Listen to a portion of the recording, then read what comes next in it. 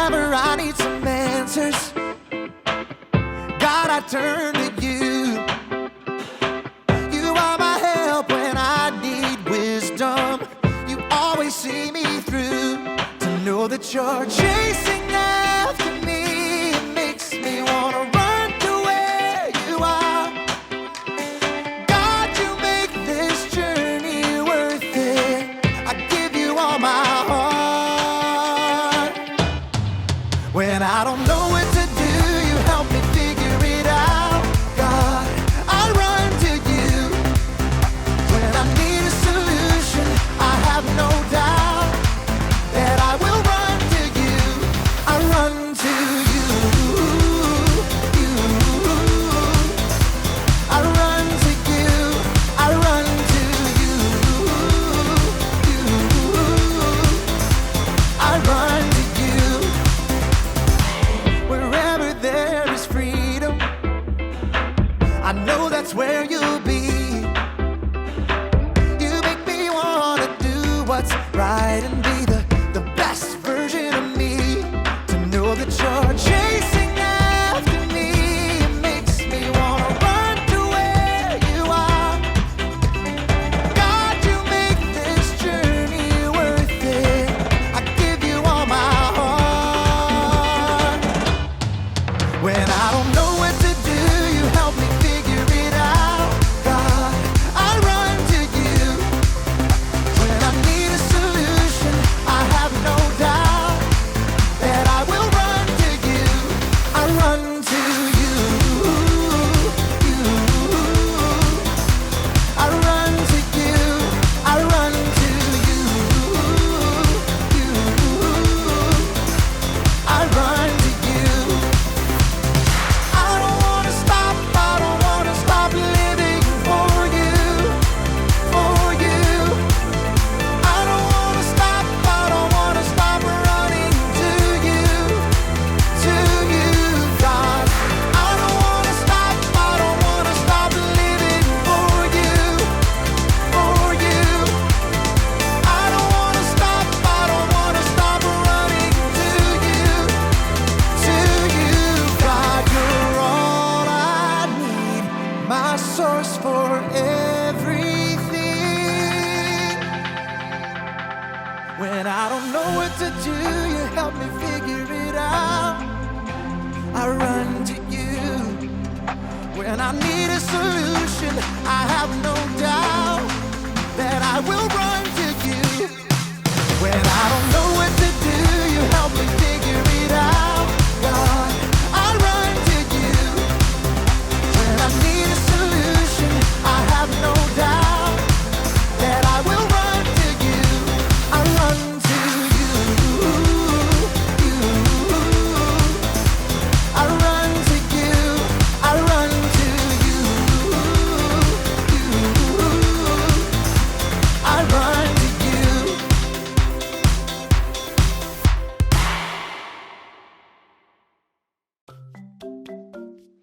Welcome to Story Lab. This week we're talking about knowledge. Well, we take a look at the story of two people who lost something pretty important.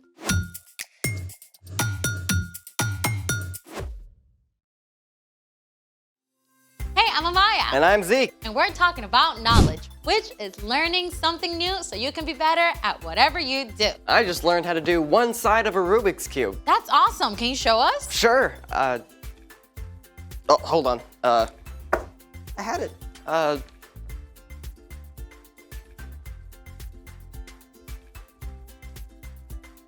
Have no idea. Oh, of course it's in the book bag. Sorry, can't find it. It's okay. You're not the only one. What, you've lost a Rubik's Cube too? No, I mean you're not the only one who loses stuff. I read the average person loses up to 3,000 things in their life. That's like the opposite of knowledge. I even found a quiz for us. Let's go. About losing stuff? Welcome to What Have You Got to Lose? What is happening? You have 20 seconds to correctly answer the following questions. I didn't even study. It's supposed to be fun. We use our phones. Question 1. The average kid loses 7 items a month. What top 5 things do kids lose?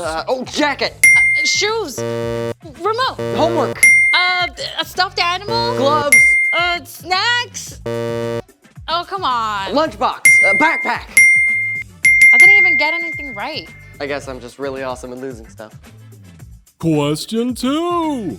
On average, how much time do people spend each day searching for misplaced items? Wait. Do we both answer? I don't know. How much time do you spend looking for stuff? Last week I was like 20 minutes late to school looking for my homework. Minutes? Okay, I usually find my stuff in like 2 minutes. So in between 2 minutes and 20 minutes. 10 minutes? Okay, 7 minutes. Or 10. Or 7. Fine, 7. Okay, we answer 7 minutes. The correct answer is C. 10 minutes. I had it. Sorry. But wow, if most people spend 10 minutes a day looking for lost stuff, that means that's 2.5 days a year totally wasted. 2.5 days I could be napping. Or Yeah. playing Row Builder. Okay, we're 1 for 2. Final question. Forgetfulness can be a sign that you are busy, distracted, or tired. But forgetfulness can also be a sign of what? I bet forgetfulness is a sign of intelligence. Oh, you just want losing stuff to mean you're smart. No, but it's like your mind is so full of other awesome stuff, you can't remember little things, like your phone.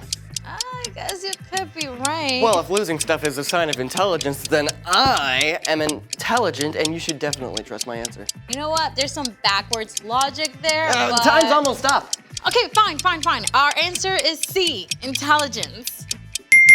C is correct. Yes! 2 out of 3. Thank you for playing. What have you got to lose? We just lost some time. Well, that's better than the main characters in today's story. They lost someone. Whoa. It's time for... The story before the story. Today, we're in the 3rd book of the New Testament, Luke. But before Luke, in the very beginning, out of deep love, God made an amazing world. But when people turned away from God, the world was broken. God made a plan to draw people back into a relationship. So, at the right time, God sent a tiny baby to be born in the small town of Bethlehem, God's very own son, Jesus. But Jesus didn't stay a little baby. He started to grow. Which is where our story starts. Let's take it away. Hey everyone! Hey, Brian. Brian. As Jesus grew up, he had to learn stuff, just like we do. He had to learn how to walk and talk, how to put on his own sandals, how to grip a stone to toss it in the creek. And as he grew older, Jesus learned how to help his mom with chores and how to fit together smooth boards in his dad's carpentry shop. And every year, Jesus and his family joined other Jewish people traveling the long, dusty road to Jerusalem to celebrate the Passover feast. Now, this trip would have taken at least 4 or 5 days. Think about it. No car, no bus. That was nearly a week walking every day, all day. But it was a special time, too. Jesus was able to run and play with other kids during the trip, and they all camped out under the stars. At last, Jesus and his family reached the city, along with thousands of other people. They likely stayed with family or friends to celebrate for the whole week, and they shared a special meal together on the very last evening. As they ate roast lamb, they remembered and retold the story of how God had rescued them from slavery in Egypt. Why do we eat this meal every year? We were slaves in Egypt, and the Lord took us out from there with a strong hand and with an outstretched arm. The next morning, Jesus' family packed up and joined the crowds flowing back out of Jerusalem. Jesus knew when they were leaving, so his parents expected he would just travel with a group and join them when they stopped to camp as usual. But in the evening, Jesus did not turn up. Have you seen him this afternoon? I haven't seen him since we left Jerusalem. I thought he was ahead of us with Eli's family. Has anyone seen Jesus? Mary and Joseph hurried through camp, checking with all their friends and family.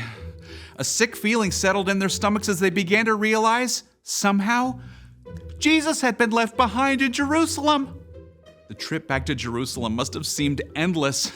Mary and Joseph were already exhausted, and their imaginations were working overtime. What if he got hurt? He could have been knocked down by a Roman chariot. Those soldiers don't care who's in their way. When Mary and Joseph finally reached Jerusalem, again, they searched everywhere for their son. We already checked with all the cousins. Maybe he's in the market. No one had seen Jesus since the day before. Mary and Joseph must have been sick with worry by the third day when they thought to look in one last place. He loves to study the scriptures.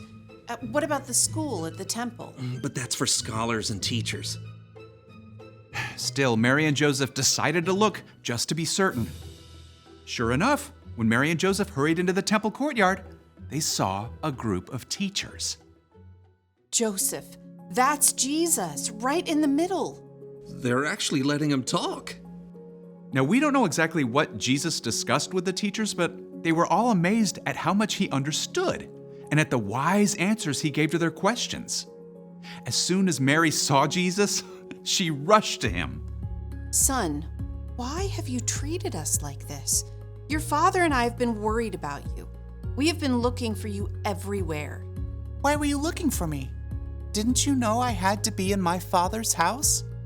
See, Mary and Joseph had been so stressed out that they'd forgotten what the angel told them more than 12 years before, that Jesus is God's son.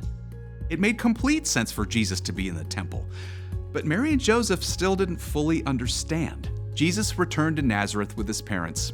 He loved them deeply and obeyed them, and Mary kept everything that had happened in her heart like a secret treasure. As Jesus continued to grow, he became both wiser and stronger, and he found more and more favor with God and the people around him. The end.